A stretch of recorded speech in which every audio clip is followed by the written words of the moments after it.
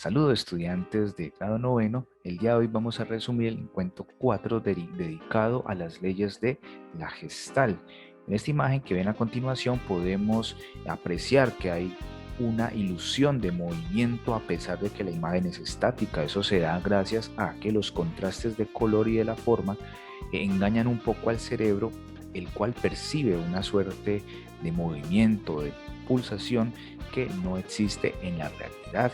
Eso se da gracias a ilusiones en las que cae nuestra forma de percibir el mundo y que han sido pues explicadas de alguna manera por una corriente de psicólogos a principios del siglo XX de origen alemán, que hoy en día se les conoce como, a todos esos estudios se les conoce como psicología de la Gestalt o teoría de la Gestalt.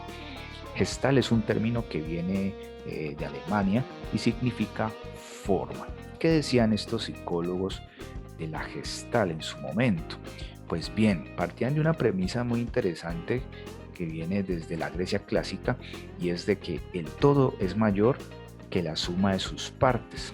¿Qué quiere decir eso? Pues resulta que hasta ese momento las teorías psicológicas pensaban que las representaciones mentales que se crean en nuestra conciencia serían como la suma, ¿no?, de piezas pequeñas, ¿cierto?, de imágenes, sonidos, y que se iban armando en nuestra cabeza, ¿no? Es decir, que lo que uno veía, las diferentes partes de lo que uno veía se iba armando ya después completo en nuestro cerebro como una especie de armatodo, ¿no? Digamos que esto tenía que ver mucho con la psicología pues conductista. Sin embargo, para los teóricos de la Gestalt, esto no era tan así. Es decir, la Gestalt buscaba estudiar la subjetividad, es decir, que cada individuo podía ver de una manera diferente y que tenía mucho que ver con la forma en la que había sido, pues, digamos, estructurado su cerebro a lo largo de su crecimiento, y también de las improntas y de lo que haya aprendido durante todo el transcurso de su vida, es decir, lo cultural, lo que aprendió durante toda su vida, las experiencias. Entonces, en este sentido, la teoría de la Gestalt niega que exista un todo perceptivo que esté compuesto por el conjunto de datos que van llegando a nuestro cerebro, así como pequeñas piecitas.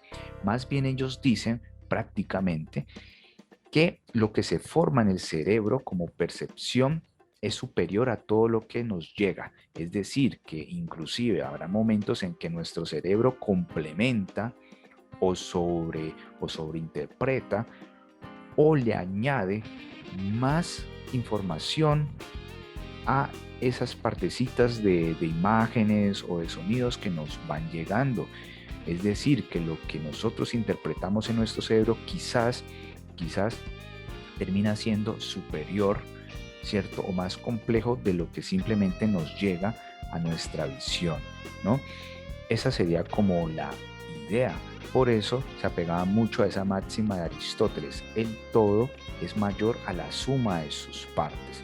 En este sentido, ellos lograron, a partir de unas pruebas y unos tests, ¿cierto?, que se hacían para lograr identificar, ¿cierto?, cómo las personas, los seres humanos, interpretaban las imágenes, lograron sacar, ¿no?, una serie de leyes, las leyes de la Gestalt, que explican de alguna manera el origen de las percepciones a través de esos estímulos que nos llegan. Hay unas reglas que son particulares, hay unos fundamentos, también hay inclusive unos principios. Sin embargo, hay dos que son importantes que mencionar, que son la ley de la buena forma, es decir, que el cerebro trata de captar las formas que sean más fáciles de identificar, dejando de lado un poco las formas más complejas, y la ley de la figura de fondo, que es básicamente es que siempre hacemos una diferenciación en las imágenes entre la figura o el objeto protagonista y lo que es el fondo, lo que está detrás o lo que está alrededor, que no representa importancia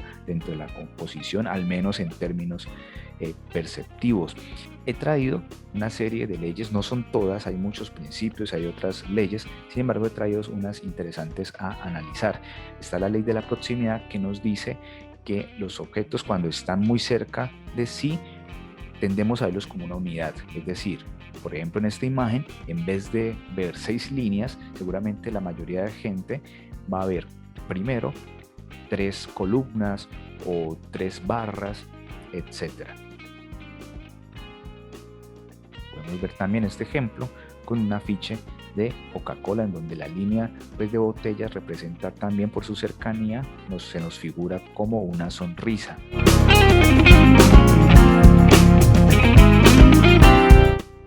La ley de la similitud nos dice que agrupamos las formas que se nos hacen similares, ¿no? Y como que las separamos, las agrupamos y las diferenciamos mentalmente de las demás muy fácilmente. Por ejemplo, en la imagen del cuadro de la izquierda podemos ver una serie de círculos rosados, pero en toda la composición hay 3 cuadros fucsias que resaltan mucho y mentalmente los sacamos automáticamente de la composición.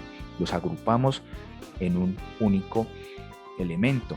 En la figura derecha podemos ver un cuadrado, ¿cierto? Hay unas filas que por el color se resaltan muchísimo, 2 de ellas que están de un color mostaza, y las agrupamos en una unidad. La ley de la buena continuidad nos dice que cuando hay líneas rectas o una línea curva, así esté formada por pequeños elementos, siempre le vamos a dar prioridad a la línea, ¿no? Por ejemplo, en estos casos vemos unas líneas curvas, a pesar de que están armadas de punticos, le damos más importancia a la línea, ¿no? Entonces vemos como una especie de X, vemos una línea recta y no nos fijamos tanto en los elementos que las conforman.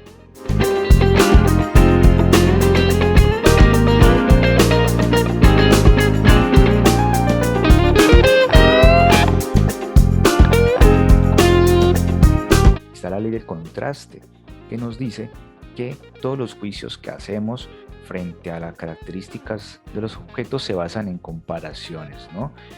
Y esa comparación es la que nos da de alguna manera la referencia para hacer ese tipo de juicios, ¿no?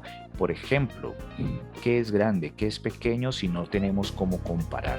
Cualquier cosa que consideremos que es pequeña en relación con algunos otros objetos que nos parecen que son grandes o más grandes que eso. En ese sentido, en este experimento, se le dice a las personas cuál de los 2 círculos que están de color negro es el más grande.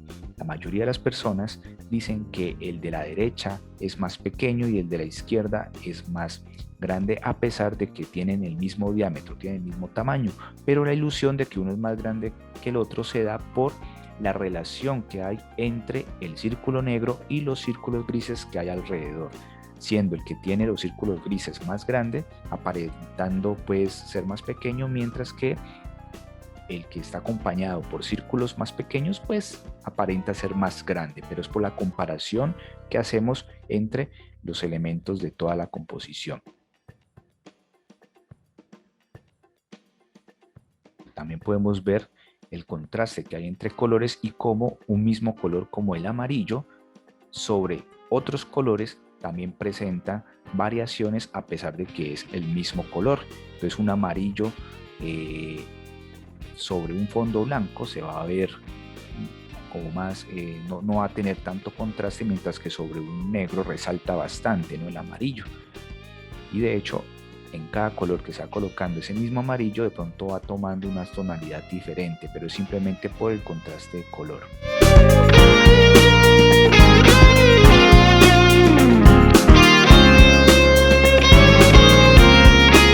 La ley de la clausura nos dice que el cerebro, en su proceso de percepción, es capaz de completar imágenes que no existen a partir de la sugerencia de otras figuras. En este caso podemos percibir un cubo. La mayoría de las personas ven un cubo a la primera, sin embargo el cubo no está dibujado, el cubo no existe como tal, pero se insinúa a partir de los círculos negros que tienen unas formaciones ahí blancas a manera de yes en algunos casos, y esa insinuación hace que nuestro cerebro automáticamente forme por sí mismo el cubo, y lo forma porque ya lo conocemos. Como el cerebro ya conoce el cubo, se le da, digamos, como la oportunidad de completarlo y el cerebro, pum, de una lo va a completar.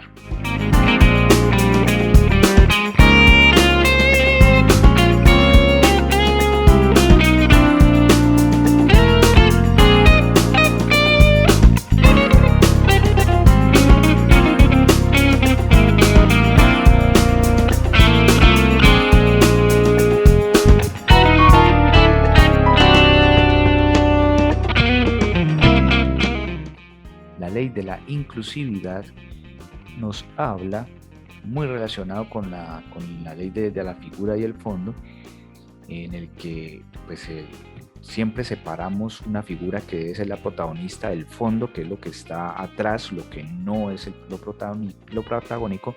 En el caso de la ley de la inclusividad nos dice que cuando esa figura y ese fondo ocupan un lugar similar, del mismo peso en la composición, tendemos a tener conflicto, ¿no? Conflicto en decidir cuál es la figura y cuál es el fondo.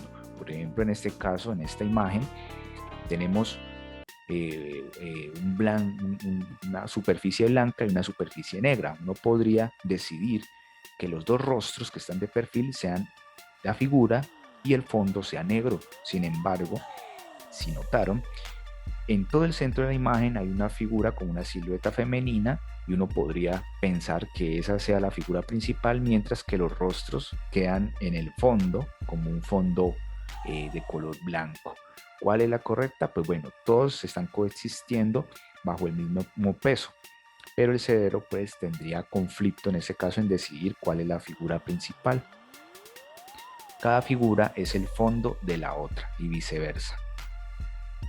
Podemos verlo también muy claramente en este ejemplo, en donde un tenedor, que parece ser la figura central de este afiche sobre un festival de comida y vino, se convierte en fondo a su vez de 3 botellas de vino que se encuentran justo en el espacio entre los dientes del tenedor.